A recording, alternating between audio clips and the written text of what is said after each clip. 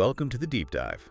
Today we're jumping into something pretty exciting, a topic that, well, it sparks a dream for so many people across the U.S., early retirement. We've all probably fantasized about it, right? Yeah. Achieving that financial freedom, maybe stepping away from the 9-to-5 grind long before the usual retirement age. Absolutely. But the big question is it actually achievable? Or is it just, a nice dream? Yeah. So, this deep dive, we're going to try and move past the common ideas, maybe some misconceptions, and give you some practical, actionable strategies, things you might actually use to turn that dream into reality. Let's do it. Okay, let's unpack this. And, that's really our mission today. We want to show you that this isn't necessarily about, extreme deprivation or living like a monk. Right. It's more about understanding the real steps involved, the key numbers, and just as importantly, the mindset shifts you need to make to really take control of your financial future. And even if full-blown early retirement isn't, your immediate goal right now, the core ideas we'll talk about, they're super valuable for anyone just looking for more financial flexibility down the road. That makes sense. So we'll define what early retirement really means, look at things like the FIRE movement, break down the money math, which is crucial, and then lay out 7 specific steps you can actually start thinking about. That sounds like a really empowering journey. Let's kick things off by just clarifying terms. When we say early retirement, what are we actually talking about? Because, for most folks, retirement means maybe winding down in your mid-60s, but early definitely shifts that timeline sometimes a lot. It absolutely does, yeah. Traditionally here in the U.S., you're looking at a retirement age somewhere around 65, maybe 67, depends on when you were born. Right, the standard. Exactly.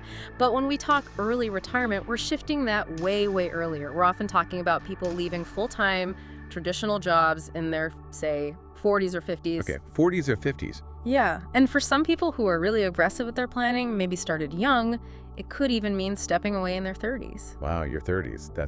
That's a serious head start. But when people picture that early retirement, they often imagine just stopping work completely. Is that what it usually looks like? Not always. That's what's kind of fascinating here. Early retirement doesn't necessarily mean you stop working entirely. For a lot of people who get to financial independence, the real goal isn't just to stop all activity. It's more about gaining the freedom to choose how and when they work. The choice factor. Precisely. So maybe that means pursuing passion projects or taking a part-time job they actually enjoy, maybe starting a small business without that huge financial pressure right off the bat. Nice. It really just boils down to having choice and control over your time, which is arguably your most valuable asset. That shift from just stopping work to having choice. Yeah. Yeah, I can see how that's incredibly liberating. Right. And speaking of things championing this idea, we kind of have to talk about the FIRE movement. It's gained so much traction here in the U.S. Oh yeah, FIRE. Can you break down what FIRE actually stands for and its core idea? Sure thing. FIRE is an acronym. It stands for Financial Independence, Retire Early. Okay. And the movement is basically individuals, couples, families, prioritizing really aggressive saving and smart investing. The specific goal is to build up enough assets so that the returns from those assets can cover their living expenses forever, essentially. Right. Which then allows them to retire from traditional work much earlier than normal. And the community around FIRE in the U.S., it's really exploded. You've got blogs, podcasts, online forums, people sharing strategies, supporting each other. It's quite a phenomenon. It really is. And when you say aggressive saving in that FIRE community, Yeah. what kind of percentages are we actually talking about? Is this just saving a little extra each month, or is it more fundamental? Oh, it's usually a pretty significant shift. We're talking saving rates that are often way beyond the traditional 10 or 15%. Okay. Members of the FIRE community, they often aim to save anywhere from, say, 50%, sometimes even up to 70% of their income. 50 to 70%. Wow. Yeah, it's definitely not a small adjustment, but the logic behind it is pretty straightforward. The more you save and invest now, the faster your investments grow, right? Through compounding. Makes sense. And the sooner those investments can potentially generate enough income to cover your living expenses. So, if we connect this to the bigger picture, while that extreme FIRE approach isn't for everyone. Right, maybe not 70%. Exactly. But the underlying principles, saving aggressively, investing investing smartly, living below your means, those are incredibly powerful tools for anyone looking to maybe retire just a bit earlier than they originally planned. Even shaving off a few years can make a big difference. That's a great point. Applying even part of that philosophy can speed things up, which naturally brings us to the big practical question everyone has. The numbers, the nitty-gritty. The math. How much money do you actually need to pull off early retirement? Is there like a rule of thumb people use? There is, yeah. It's pretty widely cited, especially in the early retirement and FIRE communities. It's often called the 25X rule. The 25X rule. Okay, what's that? The basic idea is that you need to save and invest approximately 25 times your planned annual expenses. 25 times what you spend in a year. Exactly. The thinking is that this pot of money invested should generate enough passive income over time to support your lifestyle indefinitely without you having to, deplete the principal too quickly. Okay, let's make that concrete, because 25 times annual expenses can sound a little abstract. Can you give us an example? Sure, let's say, just for easy math, your annual expenses, everything, housing, food, transport fund, add up to $40,000 per year. Okay, $40K a year. Using that 25X rule, you'd multiply 40,000 by 25, which gives you a target of $1 million saved and invested. $1 million. Okay. That number might sound daunting to some, but at least it gives you a clear target. It does. It provides a specific financial goal to aim for. And that target, that $1 million in the example, it's usually linked to a specific withdrawal strategy, right? Yeah. The idea of how much you can safely take out each year. Exactly right. The 25X rule often goes hand in hand with something called the 4% withdrawal rule. Oh, yes, I've heard of that one. Yeah, it's pretty well known. The theory, based on historical market data, is that you can withdraw 4% of your total investment portfolio in your first year of retirement and then adjust that amount for inflation each subsequent year. Okay. And doing that, theoretically, shouldn't cause you to run out of money over a typical, say, 30-year or longer retirement period. It's meant to be a sustainable withdrawal rate. Got it. So the 25X rule helps you find your target number, and the 4% rule tells you how much you can potentially spend from it each year. That's the basic framework. Now, this raises an important point for you to consider. While the 25X rule and the 4% rule are, great rules of thumb, really useful starting points, There's always a but, isn't there? there's always a but. It's crucial to remember that your specific situation will vary. These are guidelines, not ironclad guarantees. Okay, so what are some of the biggest things that can make someone's actual number different? Well, several things. Your planned lifestyle in retirement is huge. Do you want to travel the world or stay close to home? Healthcare costs, particularly in the US, before Medicare eligibility at 65, can be a massive variable. Oh, definitely. Healthcare is a big one. Huge. Also, things like whether you plan to downsize your home, or if you'll have any pension income, or even part-time work income, and of course how the investment markets actually perform, especially early in your retirement. Right, that sequence of returns risk people talk about. Exactly. If you hit a bad market right after you retire, it can significantly impact how long your money lasts, even with the 4% rule. So it's really about building a plan that's robust enough to handle some bumps in the road. That's really important context. It's not just a simple calculator, it's a dynamic strategy you need to manage. All right, this is great. Now let's get to the part I think everyone's really waiting for, the actionable stuff. But how to? Yeah, let's break down the concrete steps you can actually start taking. This is sort of the practical blueprint, right? Okay, let's lay it out. Step one, and honestly this is absolutely foundational, you have to track your spending. Know where the money goes. You simply cannot save effectively if you don't know where your money is actually going right now. It sounds basic, but so many people are genuinely surprised when they actually track it for a month or two. Yeah, those little expenses add up. They really do. I worked with someone once who discovered they were spending almost $400 a month just on coffee shop visits and little impulse buys online. Identifying that, it made a massive difference immediately. So understanding your cash flow, that's step zero, really. Okay, track everything. Foundational. And it makes perfect sense. You can't fix leaks if you don't know where they are. Exactly. So building on that, step two seems logical. Increase your savings rate. This is where that FIRE philosophy really kicks in, even if you're not aiming for 70%. Right. The correlation is direct. The more you save as a percentage of your income, the faster you reach financial independence. Simple as that. So we're talking maybe setting some ambitious targets here. Ideally, yes. Aiming for 20%, 30%, 40%. maybe even 50% of your income if your circumstances allow. Every extra dollar you manage to save and invest directly shaves time off your required working years. But hitting those kinds of rates, like 30, 40, 50%, that sounds tough for a lot of people. What are the big hurdles? Oh, definitely. A huge one is the instant gratification trap, right? We're kind of wired to enjoy things now. Yeah, the lure of the present. Exactly. So achieving a high savings rate means consistently choosing the long-term goal over those short-term wants. It's about consciously asking, is this a need or a want? And then having the discipline, maybe automating your savings so it just happens before you can spend it. Another big challenge is avoiding lifestyle inflation. You know, when your spending just automatically rises every time you get a raise. Ah, yeah, the more money, more spending cycle. Gotta break that cycle. Okay, those are real psychological battles. So once you're tracking spending and actively increasing savings, step 3 is about where you put that money. Max out retirement accounts. Yes. This is critical because these accounts offer significant tax advantages that can seriously accelerate your wealth building. So we're talking things like 401k IRAs. Right. Your 401k or maybe a 403b if you're in nonprofit or education. Then you have traditional IRAs where contributions might be tax deductible now, lowering your current tax bill. And Roth IRAs, where you contribute after-tax dollars, but the growth and qualified withdrawals in retirement are tax-free. Tax-free growth, that's powerful. Hugely powerful, especially over decades. Understanding how these different accounts work and using them strategically is key, and maybe the most important part here. Let me guess. The employer match. Bingo. If your employer offers a match on your 401k contributions, say they match 50% of what you put in up to 6% of your salary, you absolutely must contribute enough to get the full match. It's free money. It is literally free money. It's an instant return on your investment you won't find anywhere else. Don't leave that on the table. Ever. Solid advice. Free money is always good. Okay, next step, number 4, and this is crucial too.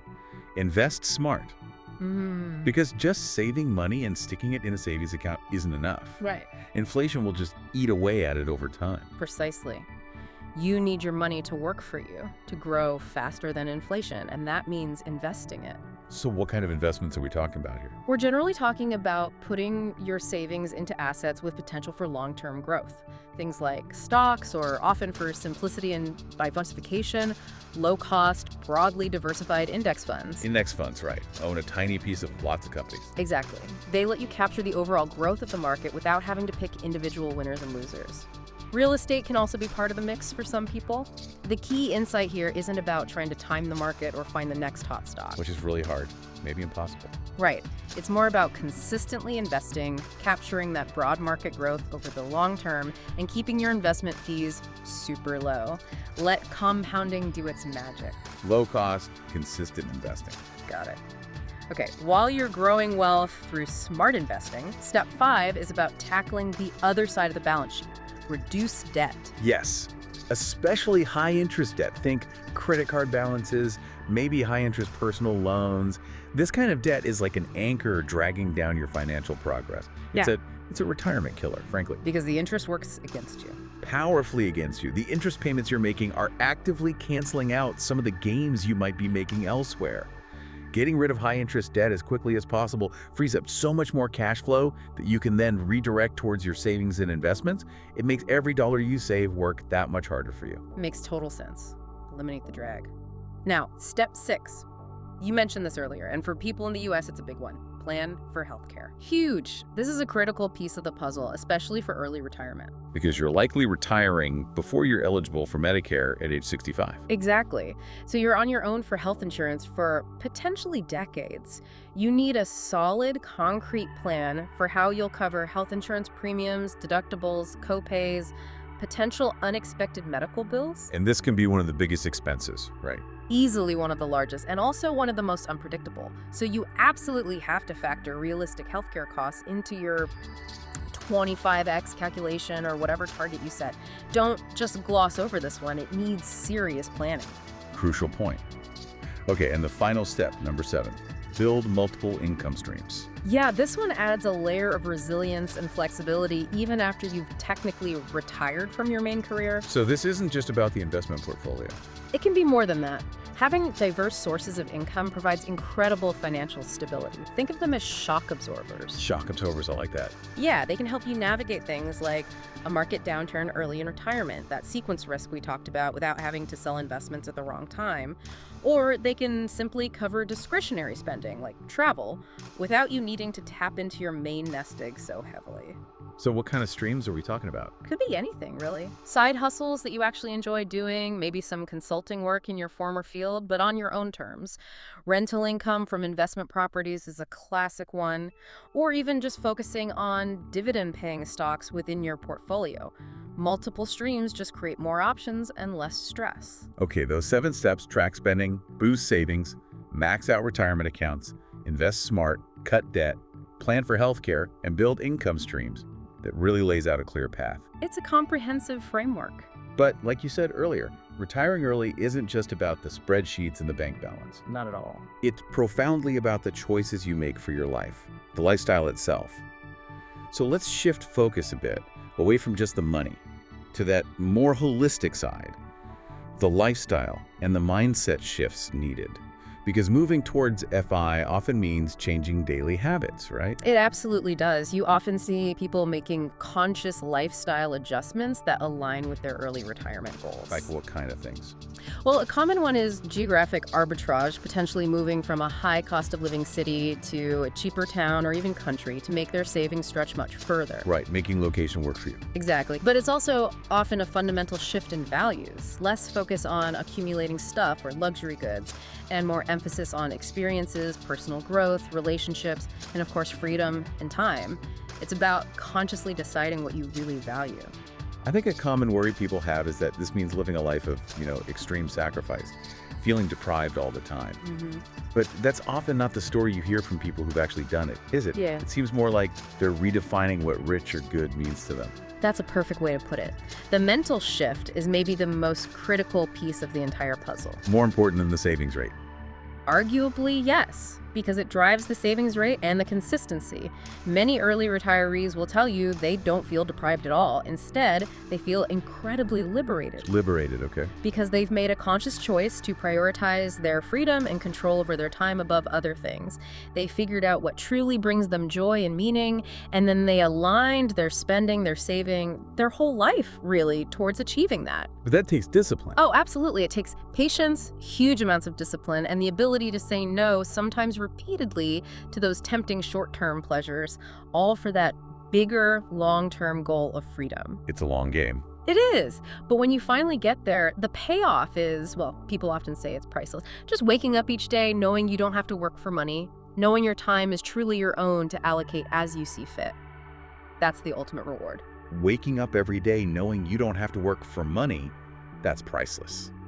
Yeah, that paints a very powerful picture. Can you maybe share like a quick example, someone whose life really changed? Sure. I remember reading about a couple, I think they reached their FIRE number in their late 40s. They had pretty demanding corporate jobs. Okay. They sold their big suburban house, bought a much smaller place in a town near a national park they loved, and they spent their time volunteering for conservation projects in the park, traveling more simply in a camper van, pursuing hobbies they never had time for before photography, writing. Wow. And they consistently said they felt wealthier in terms of time, experiences, lack of stress than they ever did earning those big salaries. They were finally living a life that felt completely aligned with their actual values. That's incredibly inspiring. It shows the why behind all the numbers. Exactly. The why is crucial. Okay, so as we start to wrap up this deep dive, let's maybe bring it back to the core message. Offer some encouragement. Let's do it. For anyone listening right now, this idea of early retirement in the U.S., maybe it still feels like a huge mountain to climb, a distant dream. It can seem that way. But hopefully, as we've explored today, it really is achievable. It's not magic. It takes that thoughtful planning we talked about, a willingness to make some conscious choices, maybe some trade-offs, and having a really clear vision of what you want your future life to look like. That vision is key. And the good news, I think, is that no matter where you are right now, your age, your income, how much you've saved starting today, even with just 1 or 2 of these steps. Yeah, small steps count. Right. Yeah. It can significantly shorten your path to retirement, whatever that looks like for you, and just open up so many more possibilities down the road. That's absolutely right. And, ultimately, this whole idea of financial freedom, it isn't just about the retire early label. That's part of it for some. But more fundamentally, it's about living life on your own terms. It's about creating a situation where your daily choices are driven more by your passions, your curiosity, your purpose, rather than just financial necessity. Living life on your own terms. That's the real goal. That's the real prize. So maybe the final thought for you listening right now is to reflect on that. What would living life truly on your own terms actually look like?